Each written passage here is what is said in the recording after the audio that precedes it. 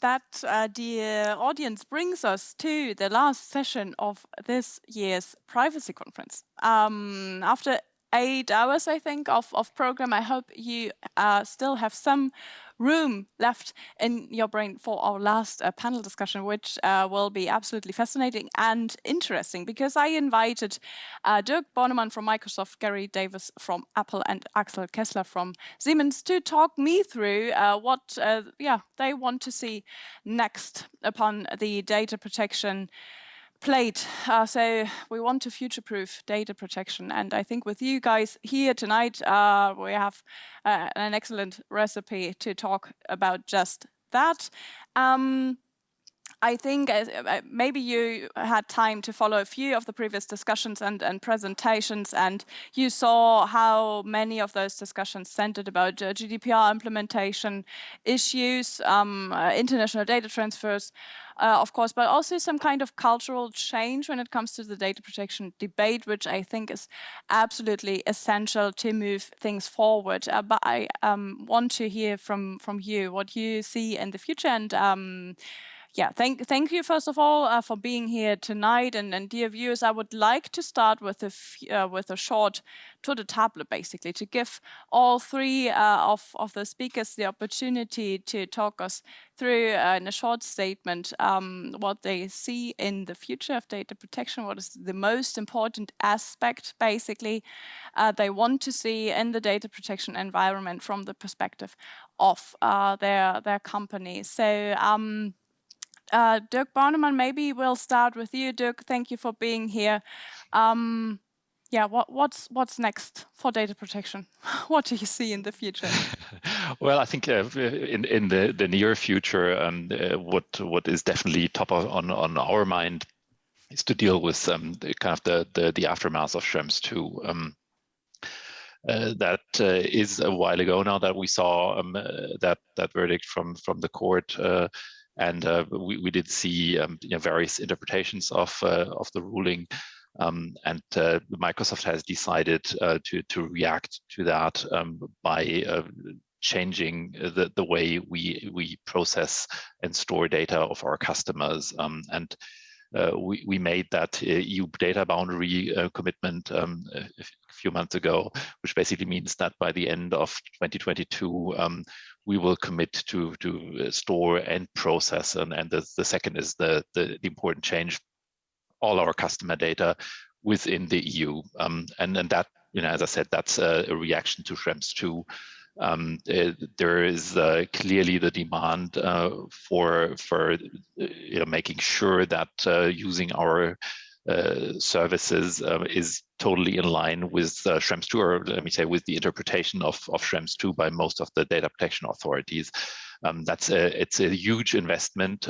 Obviously, that's not just a legal change, because a lot of the actual processing and the way we provide support to our customers has to change to be able to make that commitment by the end of 2022. So I think that's top of our mind at the moment. Then, of course, data sharing is something that is discussed a lot within the company and with a lot of our customers, ways how that can be done efficiently. Also, what kind of regulatory requirements we're looking at in the near future.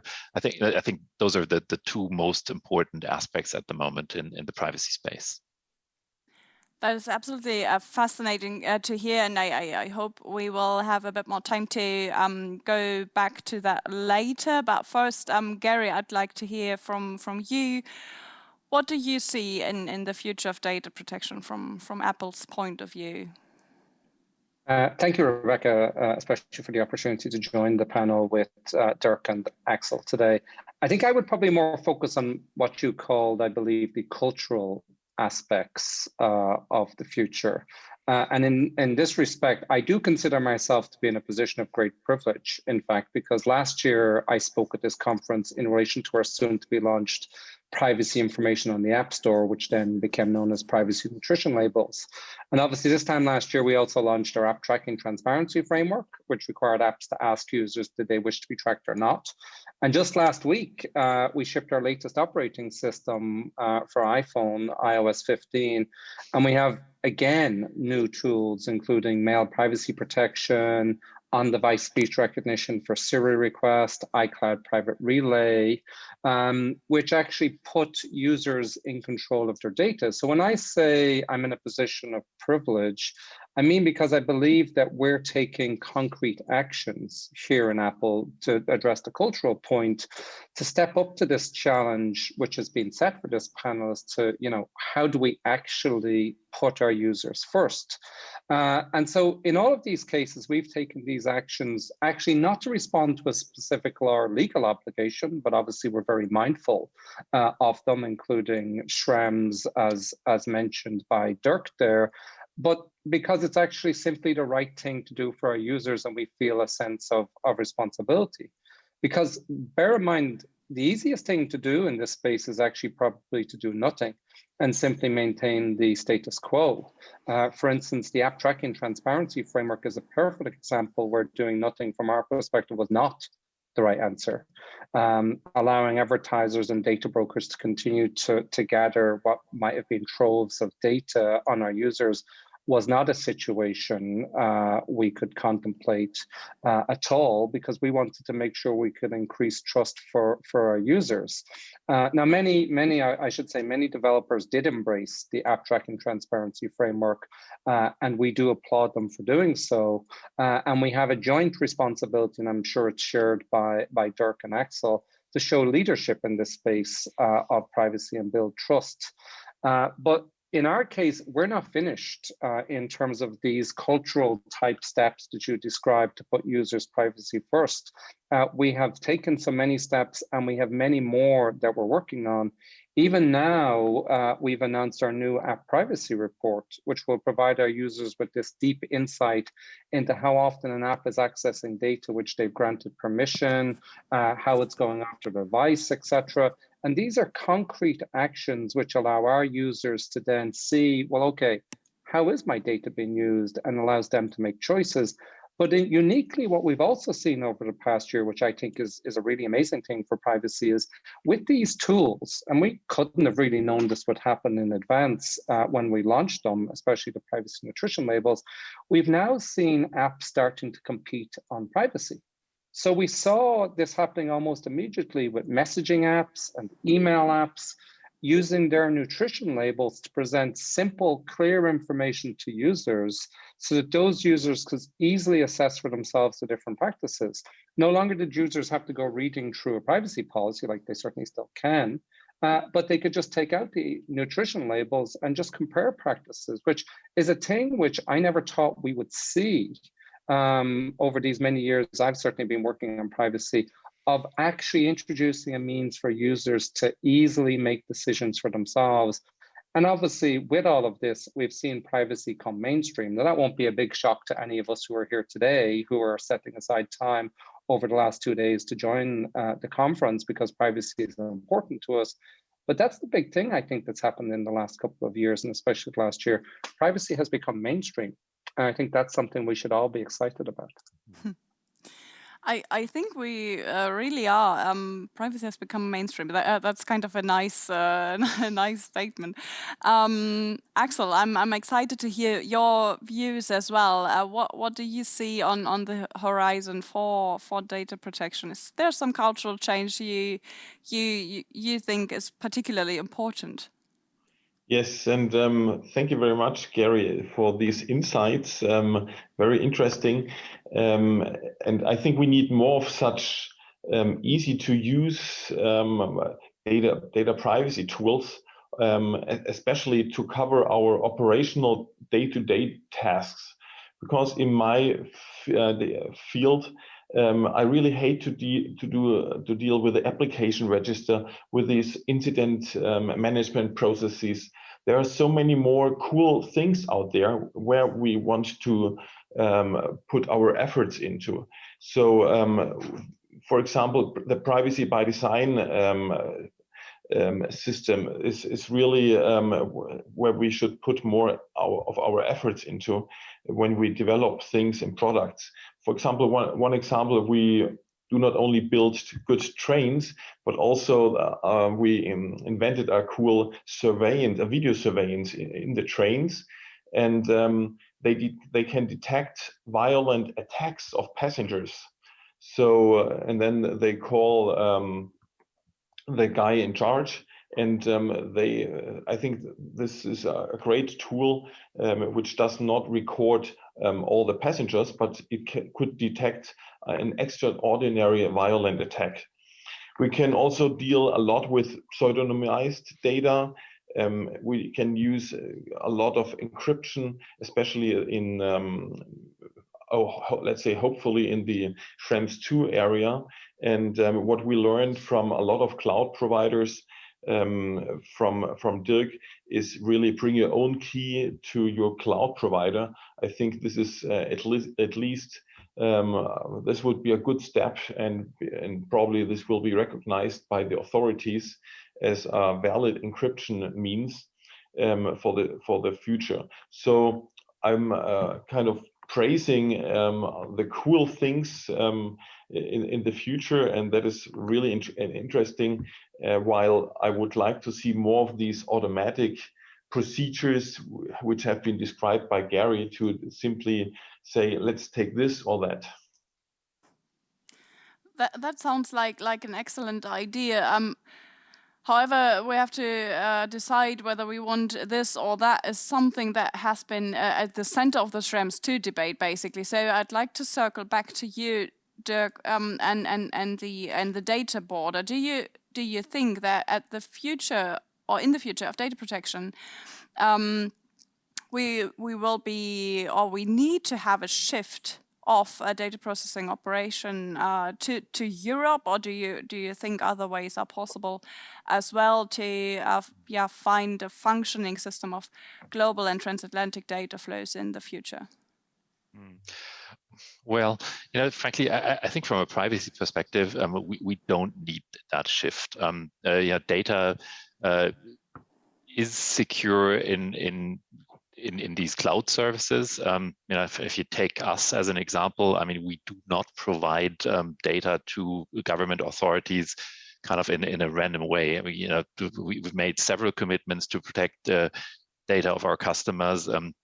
If we have requests coming in, and the number of requests is super limited, so I think that this fear is understandable, but it's a very, very limited real threat, to be honest.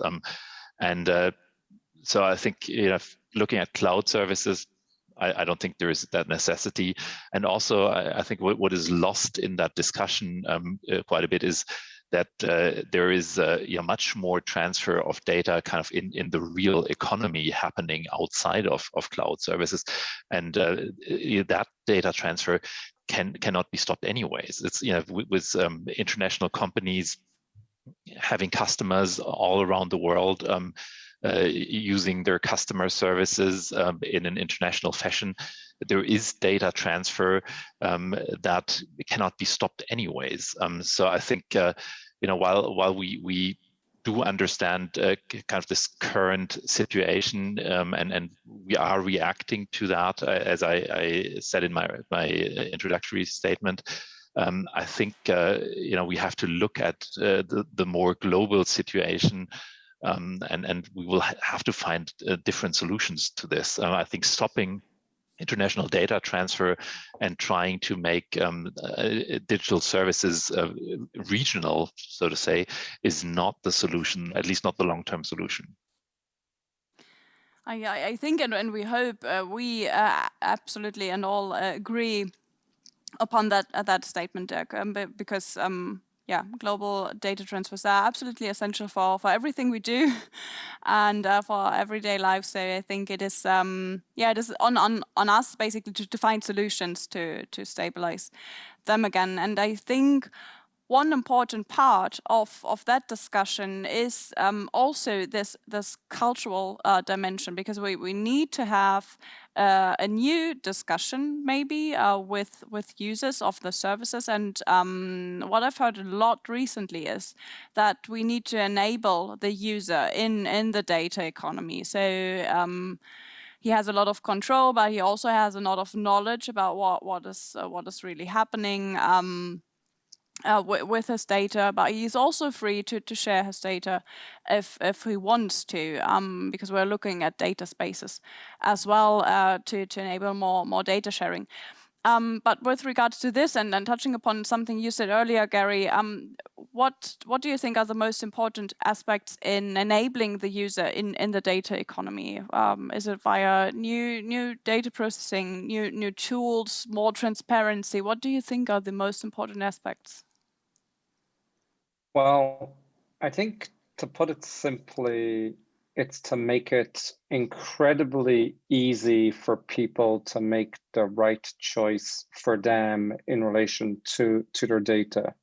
And maybe perhaps to think about it, Rebecca, in some more detail, I like to think about, and I know I mentioned it earlier, the app tracking transparency framework, and probably also the intelligent tracking prevention technology that we launched in Safari going back a number of years, and that we continue to develop.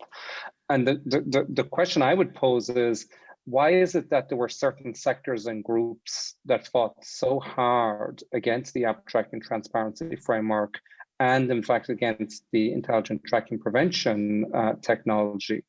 I wonder, have those same groups fought hard when a choice for a user was several clicks away? And I think we know the answer to that, in that no, they didn't fight hard in those cases. And then the reason for that should be reasonably clear.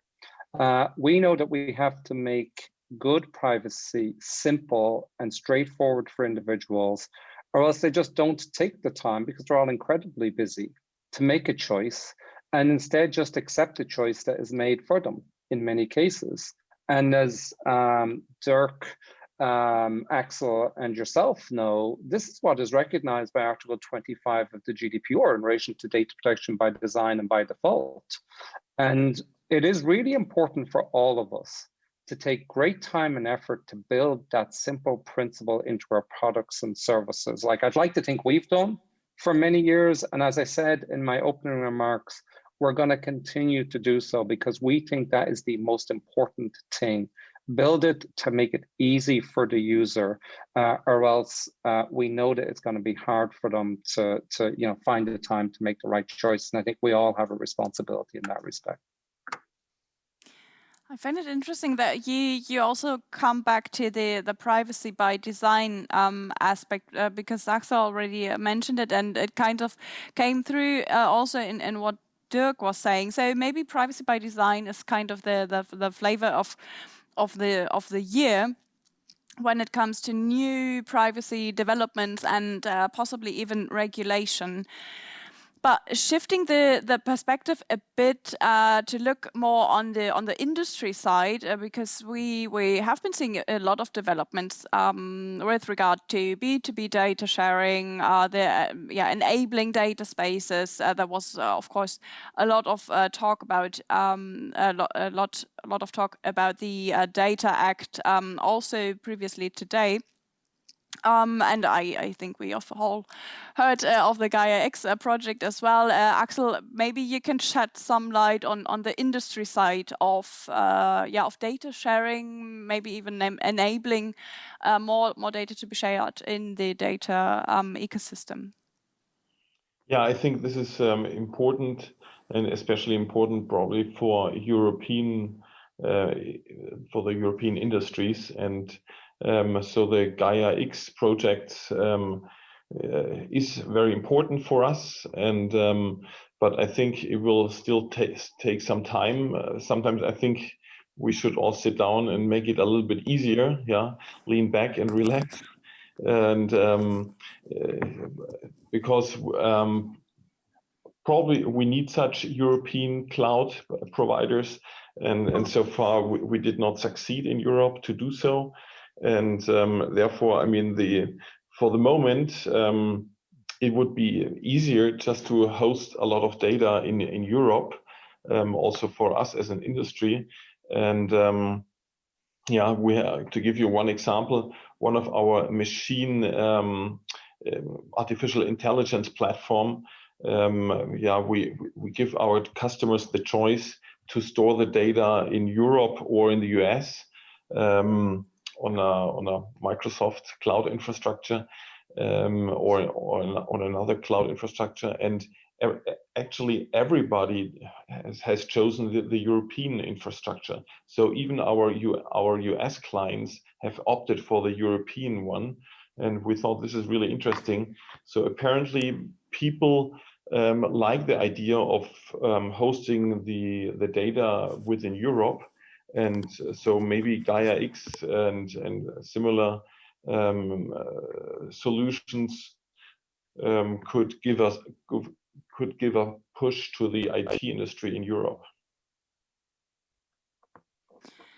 So a lot of developments going on. I think we all hope that they will be, or that we will be able to connect all the ends. Some ends seem kind of loose at the moment, so I guess it's on us to bring it all together to build a functioning data economy as well. What's kind of stuck in my head is something Gary, you and also Dirk mentioned earlier, because there seems to be some kind of shift, or maybe even a controversy on what and how much data should be used, not only where, but also how much of it. And Gary, I know that data minimization is something you guys are really pushing for. How do you bring those two aspects together? So data minimization and a real push for data protection and privacy on the one hand, but also being part of the global data economy as well. And I know that you are also absolutely essential to build and develop the data economy further. So how do we bring those together? Yeah, it's an interesting question, Rebecca, that really we receive it on an ongoing basis. And often it's put in the context of, hey, Apple, you talk a lot about data minimization, but doesn't it need a lot of data to create great products and services? And I always find that question to be very interesting when I receive it, because I usually stand back and think, well, who is asking that question and why? And invariably, you will find that when the question is posed in that way of needing to collect data to drive the data industry, as you indicate, you'll probably find that it's asked by those who wish to make you believe that the only model that works is one where we collect as much data as is humanly possible in order to power a service. And so we in Apple, and my engineers decide this, not me sitting in legal, they will tell you that this is not correct. And as you know, and you correctly said there, that's not Apple's philosophy. We start from the point of, well, do we actually need to collect the data at all? If we need to collect it, can we do it with random identifiers? Or can we actually do it right there on your device in a way that it never hits our servers? Now, sometimes it does need to hit our servers, and that's fine. We do it in incredibly clever ways. But we would say, in response to those people who pose that question about needing to collect it, that we've shown that you can have smart experiences, services, and devices and privacy. And it's not always the easiest thing, because the easiest thing perhaps is just to collect all the data, bring it up to your servers, do a whole load of things with it, but it's not the right thing for users. And so we drive ourselves to go the extra step in relation to it.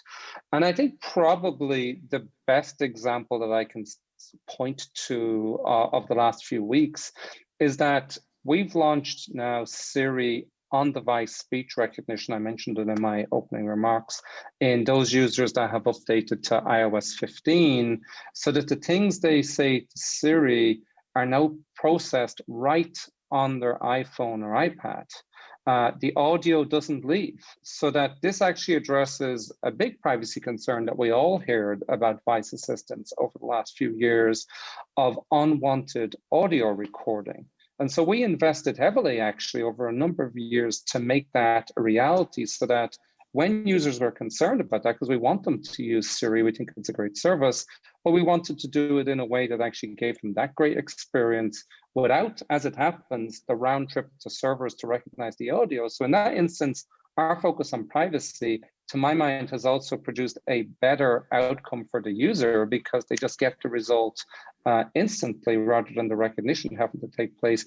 And that is something which I think we should all aspire for. How do we make great privacy turn into also a great experience for the user? And that's certainly something which I would say we are achieving, and certainly we achieve when we ship a product to our service and we to our users, and we hold ourselves to that standard.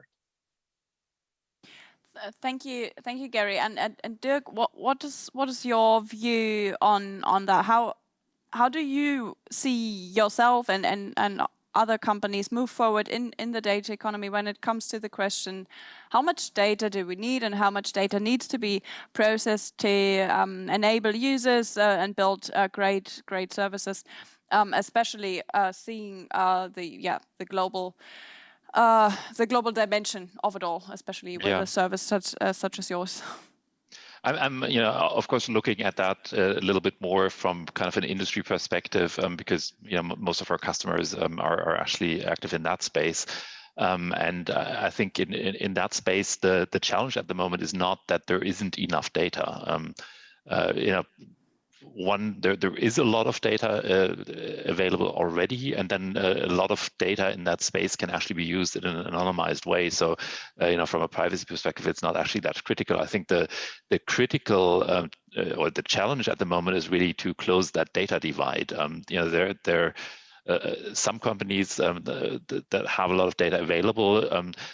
But the challenge is to actually have smaller or companies of pretty much every size be put in a position that they can benefit from the data that has been collected in the past as well, be it through artificial intelligence or other data uses. And I think that's actually a challenge of the near future.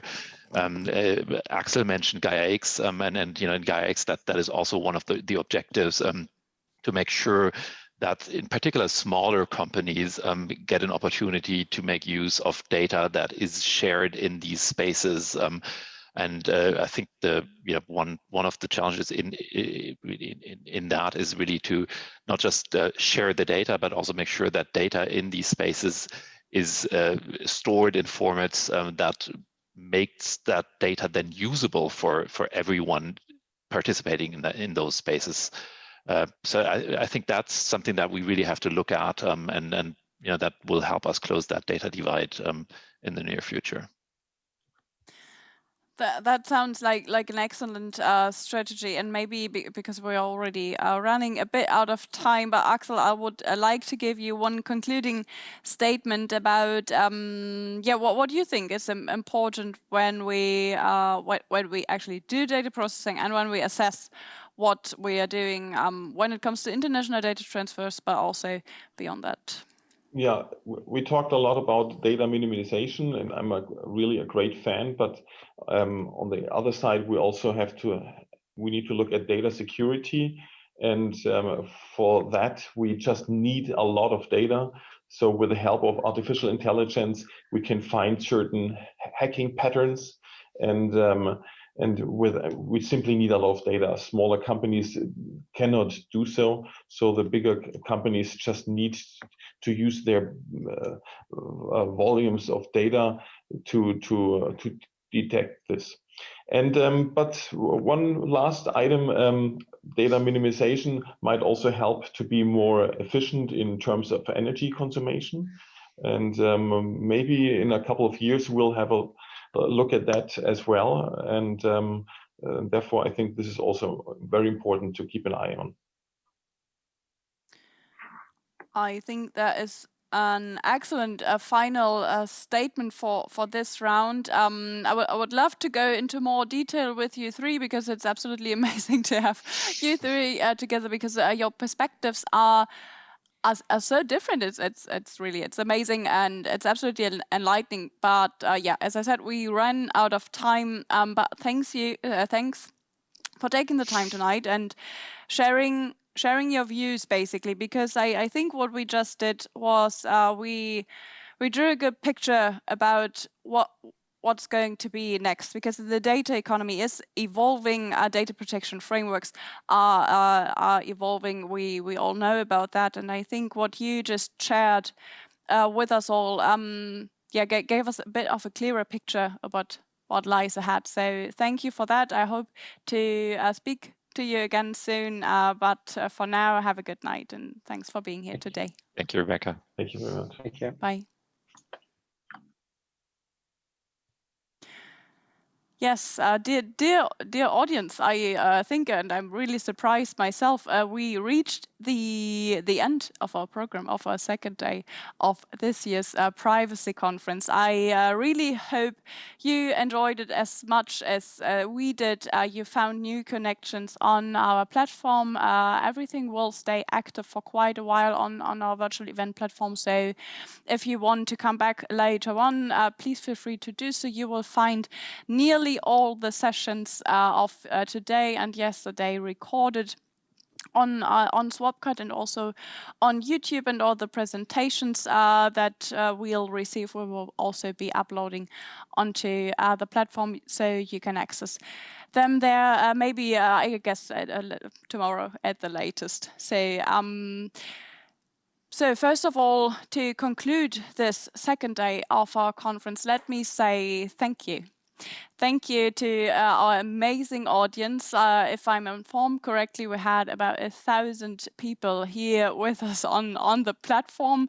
As you can probably imagine, it's kind of strange because I'm standing here in the studio and I can't see you all, but I really made an effort to look into the community session from time to time to, get a feeling who's here with me.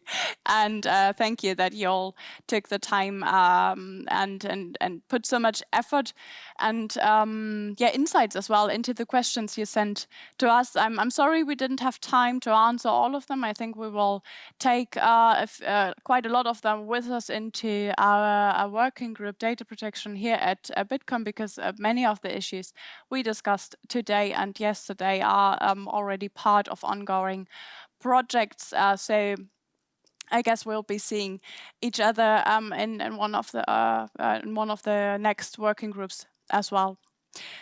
I would also like, of course, to say thanks to our amazing partners, because as you well know, without our partners, this conference wouldn't have been possible, and would especially not have been possible to invite you all for free to be here with me and with us today. So thanks to our amazing conference partners this year. And we hope to get the support again next year for our next privacy conference, which will be happening next year on the 28th and the 29th of September 2022. I am not sure whether we'll be able to meet in person. I know we all wish that this will be the case. If not, I'm happy to be here in the studio again and see you at least virtually. Last but not least, I will would also like to thank the amazing Bitkom team who made this conference possible as well, because I basically have the easiest job. I have to stand here and moderate with amazing speakers who all know what they want to talk about, but behind the scenes there's a lot going on, and without my colleagues this wouldn't be possible. Special thanks goes out to Ricarda, who managed the whole conference together with me and put it all together, basically. So thanks to you, and thanks to you all. Hope to see you again soon, and have a good night. Bye-bye.